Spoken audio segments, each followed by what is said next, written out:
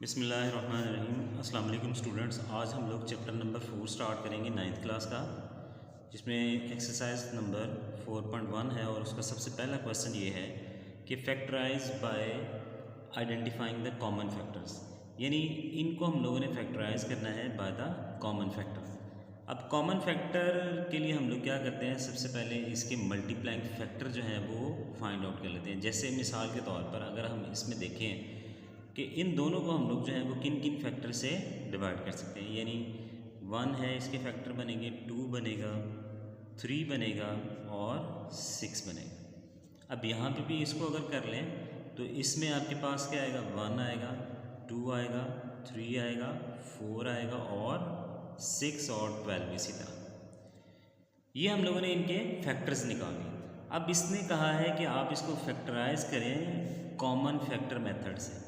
Common factor method से मुराद ये है कि ये दोनों जो हैं ये एक ऐसे फैक्टर से जो है वो डिवाइड हो सकते हैं कॉमन फैक्टर से, यानी कि 6। ये आपके पास कॉमन फैक्टर आएगा। तो इस कॉमन फैक्टर से हम लोग जो हैं वो उसको फैक्टराइज करेंगे। अब यहाँ पे एक और बात है कि 2 भी तो इसका कॉमन फैक्टर है, 3 भी इसका कॉमन फैक्टर है, लेकिन हम लोगों ने हमेशा क्या करना है कि जो हाईएस्ट नंबर है उस नंबर को सिलेक्ट करेंगे और उस नंबर से फैक्टराइज करेंगे जो भी आपके पास एक्सप्रेशन होगा। जैसे हम लोगों ने यहाँ पे देखा 1 2 3, 1 2 3 और 6 और 6। आपके पास हाईएस्ट फैक्टर जो होता है उस फैक्टर से हम लोग जो है वो उसको कॉमन लेते हैं। यानी अगर हम लोगों ने इसको फैक्टराइज करना है तो इसमें हम लोग 6 को यूज़ करेंगे। तो 6 अगर कॉमन लेते हैं हम लोग तो 6 कॉमन लेंगे तो बाकी रिमेनिंग आपके पास क्या आएगा। अब यहाँ पे एक्चुअली जब हम किसी भी नंबर को कॉमन ले रहे होते हैं ना तो वो डिवाइड कर रहे होते हैं हम लोग। तो 6 1s are 6x plus 6 2s are 12। तो ये आपके पास इसका रिमेनिंग आंसर आ जाएगा, यानी 6 इंटू एक्स प्लस 2। 1 अंडरस्टूड है, 1 लिखें ना लिखें वो आपकी मर्जी, ये आपके पास इसका आंसर आ जाएगा। अच्छा जी, इसका सेकंड फैक्टर जो है, सेकंड क्वेश्चन ये है कि 15y² प्लस 20y। अब यहाँ पे भी हम लोग क्या करेंगे कि इन नंबर्स को फैक्टराइज करेंगे और इसमें जो हाईएस्ट कॉमन फैक्टर होगा उससे इसको कॉमन ले लेंगे। यानी आपके पास अगर 15 देखें तो 15 के जो फैक्टर्स बन रहे हैं वो आपके पास 1 है, 3, 5 और 15। इसी तरह जो 20 है उसके 20 के फैक्टर बनेंगे 1 2 4 5 और 20 बनेगा। अब इनमें से जो हाईएस्ट कॉमन फैक्टर है वो आप लोगों ने कंसिडर करना है और हाईएस्ट कॉमन फैक्टर जो है वो 5 है। 5 हम लोग यहाँ पे ले लेंगे कॉमन में, बाकी आपके पास रिमेनिंग क्या आ जाएगा। मैंने अभी भी लास्ट टाइम आप लोगों को बताया फर्स्ट क्वेश्चन के अंदर कि जब भी हम लोग कॉमन लेते हैं इट मीन्स कि हम उस फैक्टर से पूरी एक्सप्रेशन को डिवाइड कर रहे होते हैं। जैसे मिसाल के तौर पर हम लोग जो है वो 5 को अगर 15 से डिवाइड करते हैं, 15 को 5 से डिवाइड करते हैं तो आपके पास 3 आएगा आंसर, ठीक है। उसके बाद जो है ये आपके पास जो है 20 है, तो प्लस 20 को अगर 5 से डिवाइड करते हैं तो क्या आएगा आपके पास 4 आंसर आएगा। ये तो हो गया आपके पास ही इसके लिए। अब यहाँ पे दूसरा इसका फैक्टर है y और y1, y² है और y⁻1 है। अब यहाँ हम इसको कंबाइन करके लिखेंगे, लेकिन मैंने आप लोगों को पहले ये समझाया है कि हम लोग कॉमन किस तरह लेते हैं, क्योंकि इनिशियल स्टेप्स हैं, इनिशियल क्वेश्चंस हैं, पहले हम लोग वो सीख लेते हैं। अब यहाँ पे सेकंड है, इसके साथ साथ ही हमने इसको भी कॉमन लेना है जो वेरिएबल इन्वॉल्व है, और इन वेरिएबल में से हम लोगों ने हमेशा वो चीज़ कॉमन लेनी है कि जिसकी पावर मिनिमम है। जैसे आप लोग यहाँ पे देख रहे हैं कि इसकी पावर 2 है और इसकी पावर 1 है, तो y कॉमन आएगा, y⁻1। अब डिवाइड करना है तो कॉमन लेना है, कॉमन लेंगे तो यहाँ पे 2 वैल्यूज़ हैं, यानी कि 2y है, एक कॉमन आ जाएगा तो एक आपके पास रह जाएगा। और यहाँ पे ये फैक्टर जो है वो सारे का सारा कॉमन आ गया तो इसकी जगह 1 आ जाएगा, यानी कि y था ना, y आप लोगों ने कॉमन ले लिया तो ये यहाँ y+1 है। अब इसको मैं कंबाइन करके लिख रहा हूँ और कंबाइन करके हम लोग इसको देखेंगे कि इसका रिजल्ट जो है क्या आता है। 5 कॉमन ले लेंगे और इसके साथ y कॉमन आ जाएगा, तो 5 3s are 15 और यहाँ पे इसके 2 थे फैक्टर्स तो 1 कॉमन ले लिया और एक बच जाएगा, प्लस 5 4s are 20 और उसके बाद y कॉमन आ गया तो ये एज इट इज़ आपके पास इसका आंसर आ जाएगा, ठीक है। नेक्स्ट है जी इसका थर्ड पार्ट है। थर्ड पार्ट आपके पास है -12x² -3x। अब यहाँ से भी उसी तरह हम लोग क्या करेंगे कि यहाँ से मैक्सिमम फैक्टर जो है वो 3 कॉमन आ सकता है, क्योंकि यहाँ ऑलरेडी 3 है और यहाँ से भी हम 3 कॉमन ले लेंगे। इसके साथ हम माइनस भी कॉमन ले लिए, -3 और उसके अलावा ये x दोनों में इन्वॉल्व है, इसमें भी इन्वॉल्व है और इसमें भी इन्वॉल्व है, इसलिए इसको भी कॉमन लेंगे। और मैंने अभी बताया है कि वेरिएबल की जो लीस्ट पावर है वो कॉमन आती है, यानी x⁻1 को कॉमन ले लेंगे। अब यहाँ पे माइनस कॉमन लिया तो साइन चेंज हो जाते हैं, क्योंकि माइनस और माइनस आपके पास प्लस माइनस माइनस होता है। ये देखिए प्लस इंटू माइनस, ये अगर हम माइनस कॉमन लें तो बाकी रिमेनिंग प्लस रह रहा है। 3 4 12 और x की वैल्यू 2 है, एक कॉमन ले लिए तो बाकी आपके पास एक रिमेनिंग रह जाएगी। यहाँ माइनस कॉमन आया है तो यहाँ भी आपके पास प्लस का साइन आ जाएगा। 3 1 3 और उसके बाद ये x as it is common है, तो ये आपके पास इसका आंसर है। नेक्स्ट है जी इसका फोर्थ है पार्ट, जिसमें उसकी वैल्यू है 4a² b और उसके साथ है प्लस 8ab²। अब यहाँ से भी अगेन हम लोगों ने क्या करना है कि कॉमन फैक्टर्स के थ्रू इसको फैक्टराइज करना है, और इसमें कॉमन फैक्टर पहले हम इनका देखेंगे, फिर a का देखेंगे, फिर b का देखेंगे। बारी बारी आप लोग जो है वो इनको सॉल्व करेंगे। अगर स्टेप वाइज करेंगे तो इंशाल्लाह बहुत ज़्यादा आसान हो जाएगा आप लोगों के लिए। सबसे पहले हम लोग ये कोफिशिएंट्स जो हैं वो इनको कॉमन लेंगे, यानी इनमें से अगर कॉमन देखें तो 4 कॉमन आ रहा है, क्योंकि ये भी 4 के टेबल पे डिवाइड हो रहा है और ये भी 4 के टेबल पे डिवाइड हो रहा है। ठीक है जी। उसके बाद a इसमें भी इन्वॉल्व है और इसमें भी इन्वॉल्व है, तो इसकी लीस्ट पावर कॉमन आ जाएगी। इसी तरह b इसमें भी इन्वॉल्व है और b इसमें भी इन्वॉल्व है, b की लीस्ट पावर जो है वो कॉमन आ जाएगी। अब हम इसको करेंगे सॉल्व, तो 4 1 4 यानी यहाँ पे 1 आ जाएगा और यहाँ a कॉमन लिया है। और इस फैक्टर में अगर पहले इस फैक्टर को आपने पूरे के फैक्टर को देखना है, इसमें से क्या चीज़ हम लोग कॉमन ले चुके हैं और रिमेनिंग क्या रह गया है वो आप लोग लिखेंगे। इसी तरह बाद में इसको है कि इसमें हम लोगों ने क्या चीज़ कॉमन ले ली है और रिमेनिंग क्या रह गई है, वो रिमेनिंग पार्ट आपने हमेशा लिखना है वहाँ पे। जैसे 4 1 4 2 फैक्टर्स हैं, एक कॉमन आ गया बाकी एक रह जाएगा। b का एक ही फैक्टर था वो कॉमन आ गया, इसलिए वो b को हम नहीं लिखेंगे। इसी तरह 4 2 8 और a को हम लोग कॉमन ले चुके हैं, b के 2 फैक्टर्स थे, इसमें से एक कॉमन लिया बाकी एक रिमेनिंग रह देगा। यानी फाइनली आपके पास आंसर क्या बनेगा 4ab × a + 2b। ये आपके पास सिंपल सा आंसर है। ठीक है जी। उम्मीद है कि आप लोगों को इंशाल्लाह यहाँ तक समझ आ चुकी होगी। बाकी इसके पार्ट्स देखते हैं और इसको करते हैं हम लोग। इसका पार्ट नंबर 5 है, इसमें आपके पास वैल्यूज़ हैं xy - 3x² + 2x। अब आप लोगों ने इसी बात का ध्यान रखना है कि इन तीनों फैक्टर्स में कॉमन क्या है। जैसे यहाँ 1 है, इसका कोफिशिएंट, इसका 3 है, इसका 2 है, ये तो कॉमन नहीं हो सकता है। x इसमें भी इन्वॉल्व है, इसमें भी इन्वॉल्व है, इसमें भी इन्वॉल्व है, जबकि y सिर्फ इसमें इन्वॉल्व है। तो जो चीज़ तीनों में अवेलेबल है, इन्वॉल्व है, उस चीज़ को आप कॉमन लेंगे और उसी से उसको फैक्टराइज करेंगे। जैसे यहाँ पे इसकी पावर 1 है, इसकी पावर 2 है, इसकी पावर 1 है। और अगेन मैंने आपको बताया हुआ है कि हम लोग जब भी कॉमन लेंगे तो हमेशा लीस्ट पावर को कॉमन लेंगे। जैसे इसकी पावर 1 है, इसकी पावर भी 1 है, तो जस्ट x कॉमन आएगा इसमें से, पूरी एक्सप्रेशन में से, क्योंकि इसके अलावा कोई भी चीज़ जो है वो कॉमन नहीं है। अब x कॉमन अगर आ गया तो रिमेनिंग मैंने बताया था कॉमन लेने के बाद जो रिमेनिंग आपके पास आ जाता है वो हम लोग यहाँ पे लिखते हैं। यानी कि ये जो कॉमन आ गया बाकी यहाँ रह गया y - 3 और 2 फैक्टर थे, एक कॉमन ले लिया बाकी एक remaining, + 2x as it is common आ जाएगा। तो ये आपके पास इसका आंसर सिंपल सा।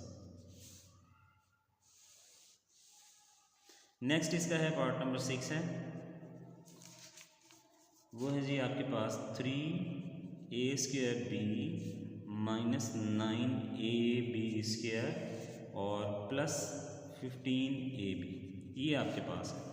अब यहाँ पे हम लोगों ने इनको भी देखना है, क्योंकि पहले इनको देखना है कि इनमें से क्या चीज़ कॉमन आ रही है। अब यहाँ पे आप लोग इस चीज़ का अंदाज़ा ये लगा सकते हैं कि ये जो तीनों वैल्यूज़ हैं ये किस टेबल में कॉमन हो रही है। तो अगर इसको देखा जाए तो 3 के टेबल में जो है वो, और 3 के अलावा भी अगर वो फैक्टर है हाईएस्ट फैक्टर, तो उसमें भी उसको हम लोग जो है वो कॉमन लेंगे। यहाँ पे 3 ही कॉमन है, हाईएस्ट फैक्टर भी यही बनेगा, तो 3 आ जाएगा आपके पास। सबसे पहले फैक्टर लिखे 3।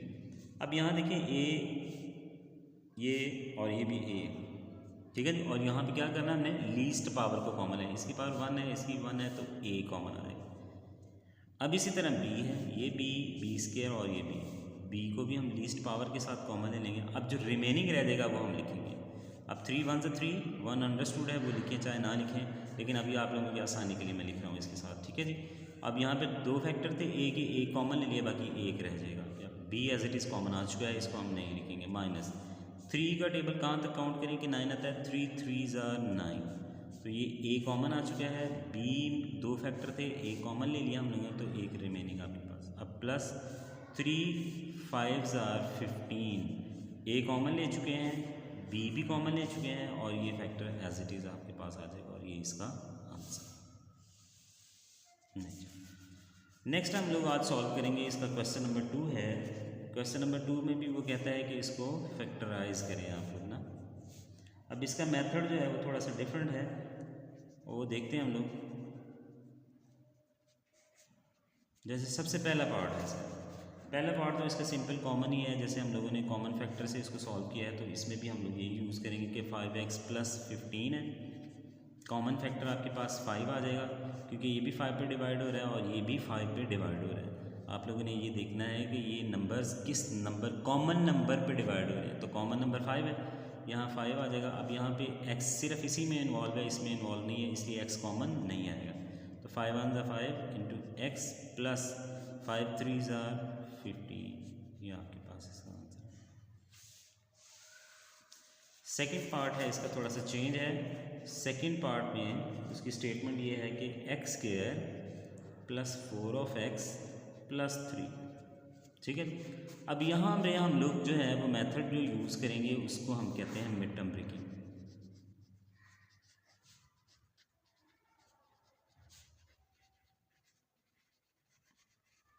मिड टर्म ब्रेकिंग हम लोग यहाँ पे यूज़ करते हैं कि ये जो मिड टर्म है इसको ब्रेक डाउन करते हैं और इसको हम फिर 4 वैल्यूज़ के अंदर, 4 फैक्टर्स के अंदर इसको डिवाइड करते हैं, और उसके बाद हम कॉमन फैक्टर के थ्रू इसको सॉल्व करते हैं। पहला जो इस पर अप्लाई होगा मेथड वो होगा मिड टर्म ब्रेकिंग, यानी हम लोग सबसे पहला काम यही करेंगे कि इसकी मिड टर्म ब्रेक करेंगे। ये 3 से 4 वैल्यूज़ में चेंज होगी, उसके बाद हम कॉमन फैक्टर के थ्रू इनको सॉल्व कर लेंगे। अब इसको सॉल्व करने का तरीका ये है कि आपके पास ये जो नंबर है लास्ट नंबर, यानी कि कांस्टेंट वैल्यू, वो x² के कोफिशिएंट से मल्टीप्लाई करेंगे। अब यहाँ पे x² का कोफिशिएंट कुछ नहीं, तो इट मीन्स कि इट अंडरस्टूड कि इट इज़ 1, उसकी वैल्यू 1 होगी। अब इन दोनों वैल्यूज़ को सबसे पहला काम, सबसे पहला स्टेप इन दोनों वैल्यूज़ को मल्टीप्लाई करना है, यानी 1 × 3 = 3। ये आपके पास जो आंसर है after the product of 1 and 3, आपके पास जो आंसर आया वो 3 आया है। अब इसको आप लोगों ने क्या करना है, सॉल्व करना है।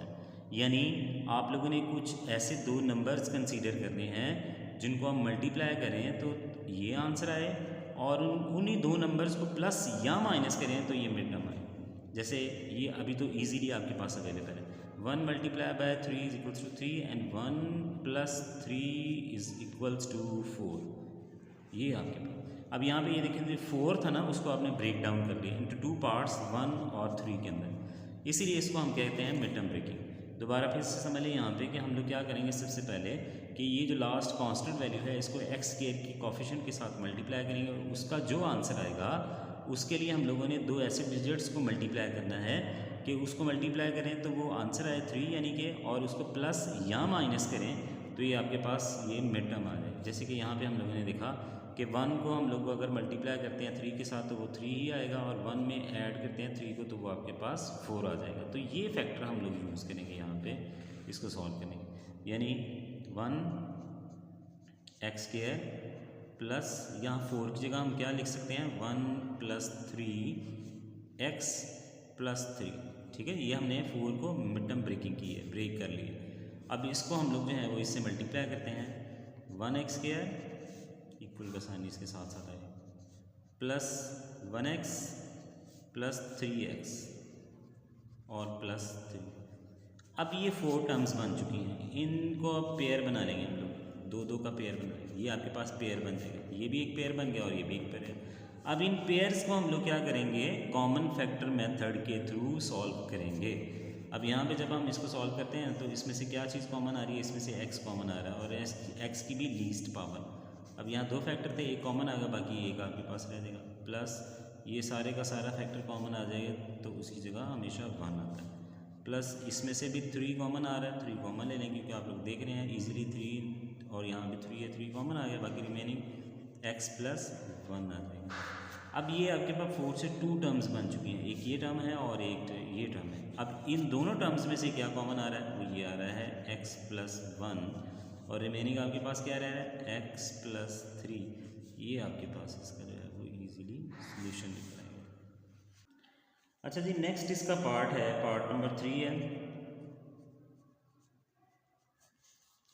वो है आपके पास x² + 6x और +8, ये आपके पास वैल्यू।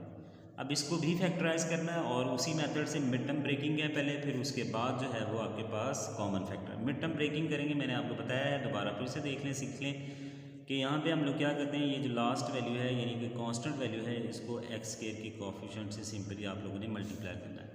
मल्टीप्लाई करेंगे तो क्या आएगा, 1 × 8 = 8। अब आप लोगों ने कोई दो ऐसे डिजिट्स कंसीडर करने हैं जिनको मल्टीप्लाई करें तो वो 8 आए और जिनको प्लस या माइनस करें तो आपके पास क्या आना चाहिए, 6 आना चाहिए। तो इसके लिए देख लें आप लोग, दूसरा फैक्टर इसका क्या बनेगा, 2 × 4 बन जाएगा। अब 2 × 4 जो है वो 8 के इक्वल होता है, ठीक है जी। एक तो ये आपका आंसर आ गया। उसके बाद इसको चेक करते हैं ये 6 आता है कि नहीं आता, तो 2 + 4 = ये आपके पास 6 आ जाएगा, ठीक है। तो यहाँ पे ये हम यूज़ करेंगे फैक्टर्स मिड टर्म ब्रेक करने के लिए, जिसमें आपने इसको मल्टीप्लाई किया तो 8 आया आपकी रिक्वायरमेंट के मुताबिक, और इसको प्लस या माइनस किया यानी प्लस किया तो ये 6 आया। तो यहाँ पे अब 6 की जगह क्या आ जाएगा, 2 + 4। तो लिखते हैं हम लोग 1x² + 2 + 4 × x + 8। ये मैंने 4 को 6 को सेपरेट अप करके यहाँ पे लिखा है ताकि आपको इजीली जो है वो समझ आ जाए। तो यहाँ पर नेक्स्ट क्या बनेगा, 1x² प्लस, अब इसको x को अंदर मल्टीप्लाई करेंगे ब्रैकेट के साथ, तो 2x + 4x + 8 आपके पास आ जाएगा। अब ये 4 टर्म्स हैं, इन 4 टर्म्स में से हम लोग पेयर बना लेंगे, ये एक पेयर बनेगा और एक पेयर ये बनेगा। इन दोनों में से क्या चीज़ कॉमन आ रही है वो आप लोग देख रहे हैं कि सिर्फ x कॉमन है। जब x कॉमन लेंगे तो ये 2 फैक्टर थे, इसमें से एक कॉमन आ गया तो एक रिमेनिंग आपके पास रह जाएगा, प्लस और ये 2 एज इट इज़ आ गया, प्लस इन दोनों में से क्या कॉमन आ रहा है, 4 कॉमन है, क्योंकि ये दोनों जो है 4 के टेबल पे डिवाइड हो रहे हैं। तो यहाँ पे क्या आ जाएगा, x + 4 × 2 = 8, ये आपके पास। अब ये 2 टर्म्स बन गई हैं, एक ये है और एक ये। इन दोनों में से क्या कॉमन आ रहा है, x + 2 कॉमन आ रहा है और रिमेनिंग एलिमेंट्स क्या हैं, x + 4। ये आपके पास है, इसका आंसर आ जाएगा। नेक्स्ट इसका पार्ट है, पार्ट नंबर 4 है, वो है x² + 4x + 4। अब यहाँ पे पहले मिड टर्म ब्रेक करेंगे और उसके बाद फिर हम इसको सॉल्व करेंगे। तो इसका कोएफिशिएंट 1 कंसीडर किया और ये 4 से मल्टीप्लाई होगा, तो 1 × 4 = 4, ठीक है जी। अब यहाँ पे हम लोगों ने ऐसे फैक्टर्स लाने हैं जिसमें 2 भी आए, ऐड करने या सब्ट्रैक्ट करने से, तो वो क्या बनेंगे, 2 × 2 = 4 और 2 + 2 = 4। ये आपका ये 4 भी आ गया, ये वाला यानी ये वाला रिजल्ट होता है। और उसके बाद ये मिड टर्म भी ब्रेक हो जाएगी, 2 × 2 = 4, 2 + 2 वो भी 4 आपके पास आ जाएगा। अब यहाँ 4 की जगह हम लिखेंगे 2 + 2, यानी यहाँ आ जाएगा 1x² + 2 + 2 x + 4, ठीक है जी। अब यहाँ से x² आ जाएगा और इस x को जब अंदर मल्टीप्लाई करेंगे तो 2x + 2x + 4। अब ये 2 फैक्टर्स हैं, ये एक पेयर है और एक पेयर ये। इन दोनों में से x कॉमन ले लेंगे हम लोग, बाकी रिमेनिंग रह जाएगा x + 2 और यहाँ से +2 कॉमन ले लेंगे तो x + 2 रिमेनिंग रह जाएगा, ठीक है जी। अब ये मैंने लास्ट टाइम भी बताया था कि ये जो 4 फैक्टर्स हैं इनमें अब 2 फैक्टर्स ये तब्दील हो चुके हैं, जैसे ये और ये। अब इन दोनों में से क्या चीज़ कॉमन आ रही है, वो आ रही है x + 2 और x + 2, ठीक है जी। अब ये सेम टर्म्स हैं, मल्टीप्लाई, और यहाँ हम इसको इस फॉर्म में भी लिख सकते हैं, x + 2 का होल स्क्वायर। ये लीजिए आपके पास इसका जो है वो आंसर है। नेक्स्ट है जी इसका क्वेश्चन नंबर 3 हम लोग सॉल्व करेंगे, और क्वेश्चन नंबर 3 भी जो है वो फैक्टराइजेशन में है और उसमें भी हम लोग मिड टर्म ही यूज़ करेंगे, सेम एज जैसे लास्ट टाइम क्वेश्चन नंबर 2 में हम लोगों ने किया है, क्वेश्चन नंबर 3 में भी इसी तरह ही है। इसमें सबसे पहला आपका क्वेश्चन ये है, पार्ट इसका x² - +x -12। ठीक है जी। अब यहाँ पे भी सेम वही मेथड है, इसका कोफिशिएंट 1 है, इसको इससे मल्टीप्लाई करेंगे तो ये आपके पास क्या आएगा, हम देखते हैं 1 मल्टीप्लाई बाई 12 इक्वल्स टू 12। अच्छा, बाज़ बात हम लोग यहाँ पे साइन का भी ध्यान रखते हैं, साइन भी जो साइन है वो उसको यूज़ करना चाहिए, लेकिन हम लोग जो हैं वो इसको अगर इस तरह भी सॉल्व कर लेते हैं तो वो आपकी आसानी के लिए वो भी ठीक है। ठीक है, क्योंकि हम लोग अगर साइन का ध्यान रखेंगे वो तो साइन को हम लोग बहुत ज़्यादा जो है वो उसको साथ साथ लेके चलना पड़ेगा। अगर हम विदाउट साइन भी अगर कर लेते हैं तो भी वो आपके पास एक्यूरेट ही आंसर आएगा इंशाल्लाह। अब यहाँ पे 4 12 ले लिया और 1 इसको मल्टीप्लाई करेंगे तो 12 आएगा। अब हमने कोई ऐसे इसके साथ अब क्या है 1 है, कोई दो ऐसे फैक्टर्स लेने हैं जिनको मल्टीप्लाई करें तो क्या है 12 आए, और उनको प्लस या माइनस करें तो वो आपके पास आना चाहिए 1 आना चाहिए। तो यहाँ पे जो फैक्टर है वो क्या बनेंगे 4 multiply by 3 is equals to 12, और अगर हम 4 में से 3 माइनस करें तो वो भी आपके पास क्या आएगा 1 आएगा। तो ये फैक्टर्स हैं वो यूज़ होंगे जो कि इसके लिए हम यूज़ करेंगे। तो 1x² प्लस, अब 1 की वैल्यू क्या है 4 माइनस 3x माइनस 12। अब यहाँ इसको मल्टीप्लाई करें, देखें आप यहाँ पे आपने यहाँ पे भी साइन का ध्यान रखिए, अगर यहाँ पॉजिटिव है तो यहाँ भी पॉजिटिव आना चाहिए, अगर यहाँ नेगेटिव है तो यहाँ भी नेगेटिव आना चाहिए। ठीक है, अब यहाँ इसको मल्टीप्लाई करें तो ये x² आ जाएगा, और ये इससे मल्टीप्लाई होगा तो 4x minus 3 of x minus 12। अब ये एक पेयर ये बना और एक पेयर, इन दोनों में से सिर्फ x कॉमन आ रहा है तो बाकी रिमेनिंग रहेगा x प्लस 4, और इन दोनों में से क्या कॉमन आ रहा है माइनस 3 कॉमन लेंगे तो x प्लस 3 4 12 आ जाएगा। ठीक है, अब ये दो फैक्टर्स बन चुके हैं, इनमें से दोनों में से x प्लस 4 कॉमन आ रहा है और बाकी रिमेनिंग रह रहा है x माइनस 3, तो ये आपके पास इसका ईजी सा आंसर आ जाएगा। नेक्स्ट है जिसका पार्ट नंबर 2 है। पार्ट नंबर 2 में उसकी स्टेटमेंट है x² plus 7 of x plus 10 आपके पास आएगा।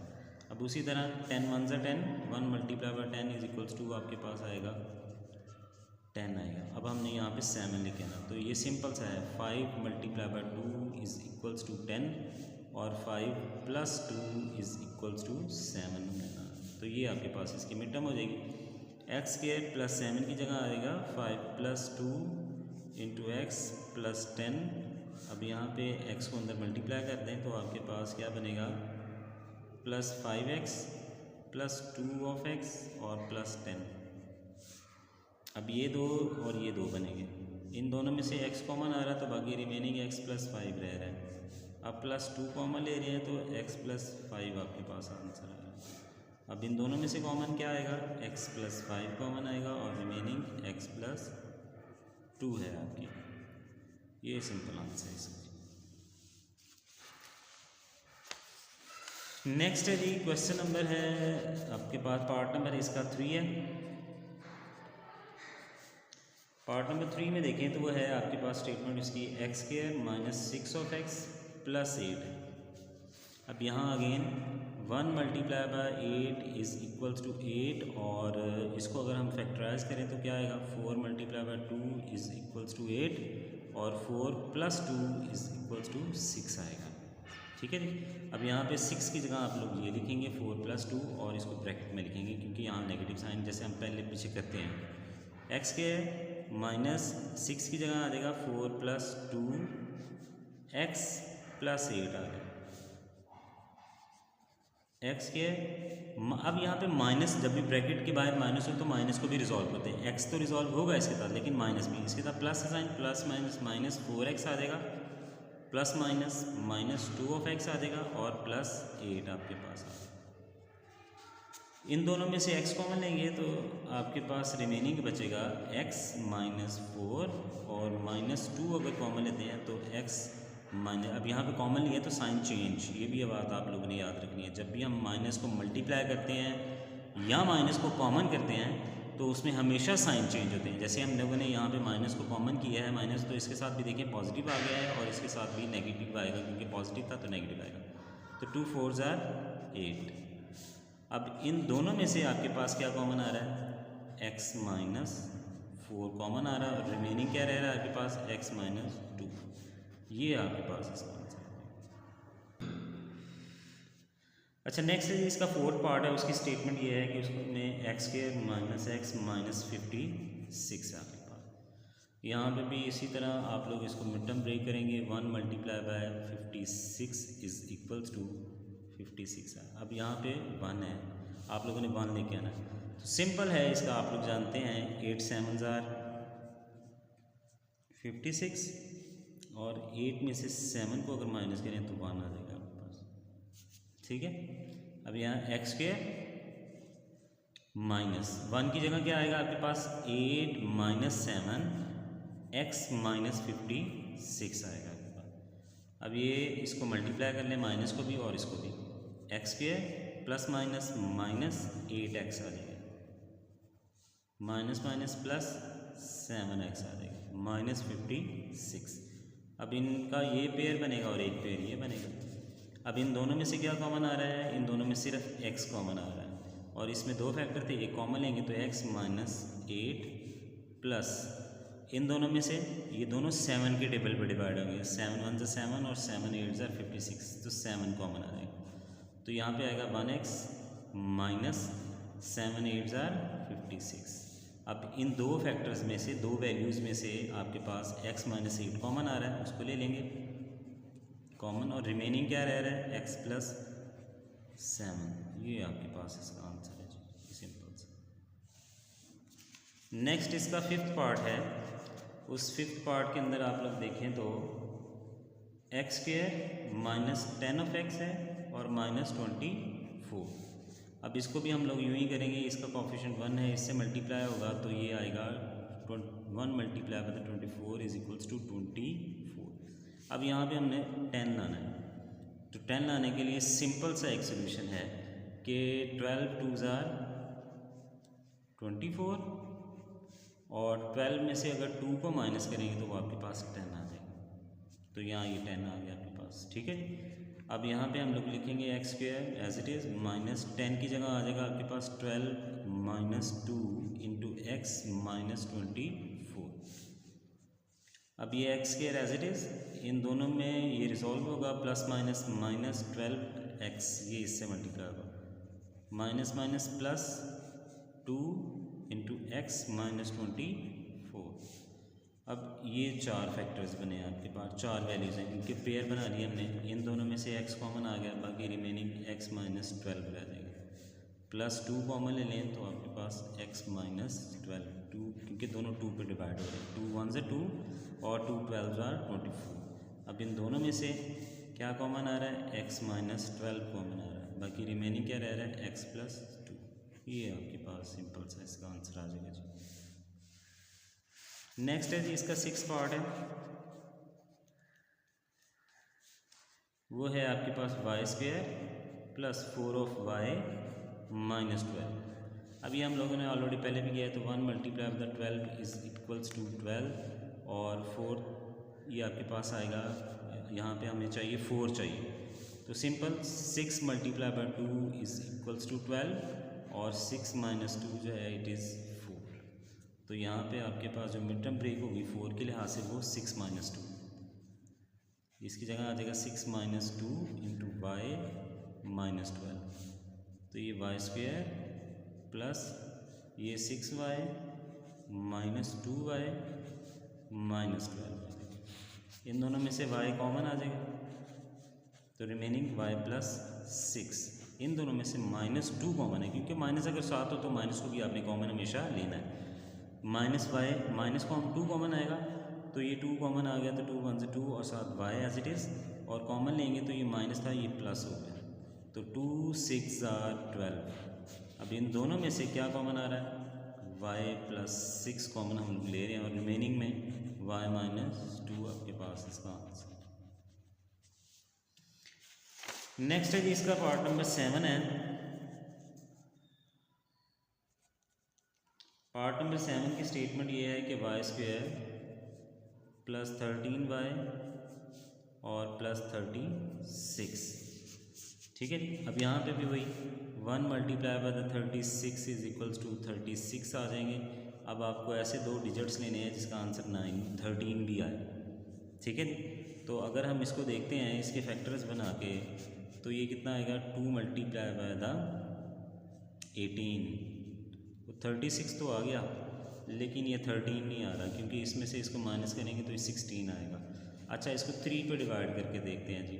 3 मल्टीप्लाई बाय द 12, तो ये आपके पास 36 तो आ गया है, लेकिन 12 को 3 में ऐड करें, सब्ट्रैक्ट करें तो 13 नहीं आ रहा। अब 4 को करके देख लेते हैं। 4 मल्टीप्लाई बाय द 9, वो 36 आएगा, और उसके बाद 9 और 4 को अगर ऐड करते हैं तो वो आपके पास 13 भी आ जाएगा। तो इसलिए ये फैक्टर हम लोग जो है वो इसके लिए कंसीडर करेंगे, ठीक है।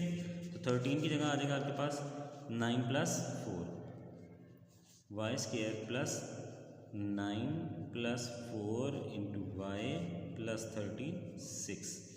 अब इनको मल्टीप्लाई कर लें तो y² + 9y + 4y + 36। ये 2 फैक्टर्स, एक ये बना और एक ये बने पेयर। इनमें से हम लोग कॉमन ले लेते हैं, y कॉमन ले लिया हम लोगों ने। रिमेनिंग क्या बचेगा y + 9 और +4 आपके पास इन दोनों में से कॉमन है, क्योंकि ये भी 4 पे डिवाइड हो रहा है और ये भी 4 पे डिवाइड हो रही है। तो जो सेम डिवाइडिंग फैक्टर है वो उसको हम कॉमन ले लेते हैं। तो 4 × 1 = 4, जस्ट y रह जाएगा आपके पास, प्लस 4 × 9 = 36। ये आपके पास फैक्टर है। इन दोनों में से ये y + 9 कॉमन आ गया, बाकी रिमेनिंग आपके पास रह जाएगा y + 4। ये आंसर है आपके पास। नेक्स्ट है जी, इसका लास्ट पार्ट है जो कि 8th पार्ट है, और उसका क्वेश्चन ये है कि x² - x - 2। यहाँ पे भी इसको 1 से मल्टीप्लाई करना है, तो क्या आएगा 1 मल्टीप्लाई बाय 2 = 2, ठीक है जी। तो इसका क्या फैक्टर बन सकता है, ये बनेगा 2 मल्टीप्लाई बाय 1 = 2 और 2 - 1 = 2, वो भी आपके पास 1 आ जाएगा, ठीक है। यानी यहाँ पे 1 है ना, तो आपके 1 लेके आना है, तो 2 - 1 = 1। अब यहाँ पे मैंने अभी साइन को इग्नोर किया हुआ है। हम लोग इसको साइन को इग्नोर करके भी कर सकते हैं, साइन के साथ भी कर सकते हैं, साइन को इग्नोर करके भी कर सकते हैं, लेकिन आपके पास आंसर सेम आना चाहिए। जैसे 2 में से 1 को माइनस करेंगे तो 1 ही आएगा। यहाँ पे आप लोग 2 × 1 = 2 है, तो ये 2 आया है, ठीक है जी। ये x² आ जाएगा माइनस, इसकी जगह 1 की जगह क्या आएगा 2 - 1x, और क्या आएगा -2 एज इट इज़। अब इसको ओपन अगर करते हैं फिर देखते हैं हम लोग, x² ± -2 × x आएगा, माइनस प्लस 1x -2। अब यहाँ पे आप लोग खुद ही देख सकते हैं कि इसको जब -2 में से +1 करेंगे तो हमेशा आंसर -1 ही आएगा। तो आप लोग ये जो रूल या मेथड जो मैं यूज़ कर रहा हूँ आपकी आसानी के लिए, उसको आप यूज़ करके आसानी से इसको सॉल्व कर सकते हैं, ये साइन वगैरह इग्नोर करके। क्योंकि इनको साइन को करेंगे तो वो थोड़ा सा कॉम्प्लिकेटेड काम था, इसलिए फिर मैंने इनको इग्नोर करके ये जो मेथड है आपके लिए आसान, वो हम लोगों ने उसके थ्रू मैं क्वेश्चन सॉल्व किए हैं। ये 4 टर्म्स हैं, ये है और एक ये है, इसको हम लोग जो है वो कॉमन ले लेंगे, तो ये x कॉमन आएगा, बाकी रिमेनिंग x -2 और यहाँ से +1 कॉमन आ जाएगा। और क्योंकि इसके साथ इसका मल्टीप्लाइंग फैक्टर भी 1 है ना, तो ये 1 और ये 1, ये कॉमन आ गया 1, और बाकी आपके पास रह जाएगा x -2। अब इन दोनों में से x -2 जो है वो कॉमन आ रहा है, और बाकी रिमेनिंग x +1, ये आपके पास इसका आंसर आ जाएगा। लेकिन जी आज तक हम यही क्वेश्चन करेंगे, इंशाअल्लाह ताला नेक्स्ट वीडियो के अंदर क्वेश्चन नंबर 4 को भी रिजॉल्व करेंगे। थैंक यू सो मच जी, अल्लाह हाफिज़।